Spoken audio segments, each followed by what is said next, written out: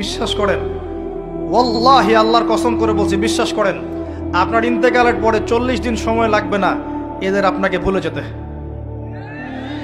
ওয়াল্লাহি আল্লাহর কসম করে বলছি, এই মানুষগুলোর কেউই আপনার প্রকৃত অর্থে আপন নন।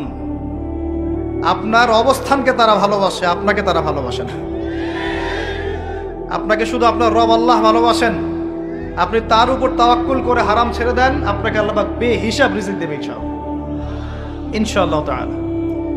মানুষ মানুষের অবস্থানকে মূল্যায়ন করে, আপনার পরে তার আপনাকে মনে রাখবে না। আপনি আমি যদি আজকে পৃথিবীতে নাও থাকতাম, আজকে যদি আমরা পৃথিবীতে নাও থাকতাম, পৃথিবীর ঘূর্ণন কমে যেত না। পৃথিবী ঘুরতই, রাত হতো, দিন আসতোই, আমাদের স্ত্রী সন্তানরা বেঁচে থাকতো, মা বোনরা বেঁচে থাকতো, সবাই যার যার জায়গায় ঠিকই থাকতো, আমরাই থাকতাম। এটাই বাস্তবতা, এটাই দুনিয়ার নির্মম বাস্তবতা। তাহলে এই দুনিয়ার সংক্ষিপ্ত জীবনে কাদের কথা চিন্তা করে আপনি আল্লাহর অবাধ্যতা করছেন? কাদের কথা চিন্তা করেন? স্ত্রী সন্তান পরিবার পরিজন ছেড়ে দেন, আল্লাহর ওয়াস্তে হারাম ছেড়ে দেন, হালালে চলে আসেন। আমরা ইসলাম নিয়ে অনেক বড় বড় কথা বলি, কিন্তু সবচেয়ে বড় কথাটা হচ্ছে এই আয়াতটা যেটা আমি তেলাওয়াত করতে যাচ্ছি। ইয়া আইয়ুহাল্লাযীনা আমানু, হে মুমিনগণ, আলাইকুম আনফুসাকুম, তোমরা নিজেরা আগে নিজেদের নফসটাকে ঠিক করো। নিজেরা ভালো হও, পরের দিকে আঙ্গুল পরে উঠাও।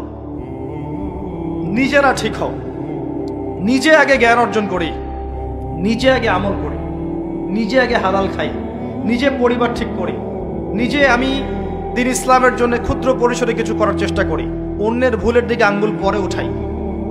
দেখবেন ইনশাআল্লাহ প্রত্যেকে যদি নিজের ফিকির করি, আস্তে আস্তে সমাজ ঠিক হয়ে যাবে ইনশাআল্লাহ। নিজে ঠিক না হলে কিচ্ছু ঠিক হবে না। আর নিজে ঠিক না হয়ে মানুষকে ঠিক করতে যাওয়া ঠিক নয়। একটা বাতি যখন জ্বলবে, একটা বাতি থেকে আরো অনেক বাতি জ্বলবে ইনশাআল্লাহ। আল্লাহ পাক আমাদের সবাইকে হালাল রিজিক অন্বেষণ করার তৌফিক এনায়েত করুন, আমিন। যাদের হালাল রিজিকের সমস্যা আছে, আল্লাহ পাক যেন বেহিসাব রিজিকের ব্যবস্থা করে দেন, আমিন।